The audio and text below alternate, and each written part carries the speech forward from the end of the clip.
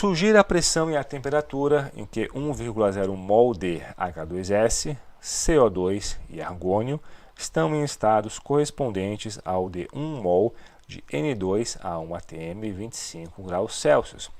Então aqui, pessoal, os estados correspondentes são os estados de mesmo volume reduzido, temperatura reduzida, pressão reduzida, ok? Então a gente vai calcular volume e temperatura reduzida para o nitrogênio e calcular depois a pressão e a temperatura para cada um desses gases. Como é que calcula a pressão e a temperatura reduzida, pessoal? Pressão reduzida é simplesmente pressão sobre a pressão crítica. Então, o nitrogênio está a 1 atm, vai ficar 1 atm. Você procura em tabelas a pressão crítica do nitrogênio, que é 33,54 atm. Portanto, a pressão reduzida do nitrogênio nessa condição é 0,0298. Okay? Semelhantemente, a temperatura reduzida é 2,36. Agora, o que eu faço?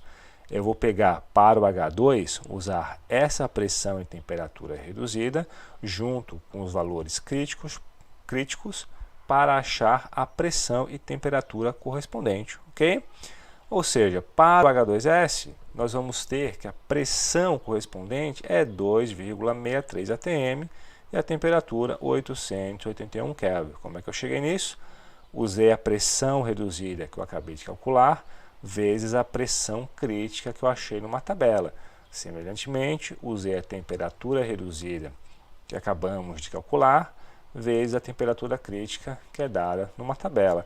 Fazendo isso para o CO2 e para o argônio, nós chegamos nesses resultados aqui, pessoal.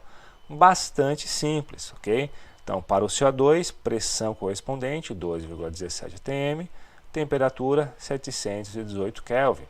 Para o argônio, pressão correspondente 1,4 atm, temperatura 356 Kelvin.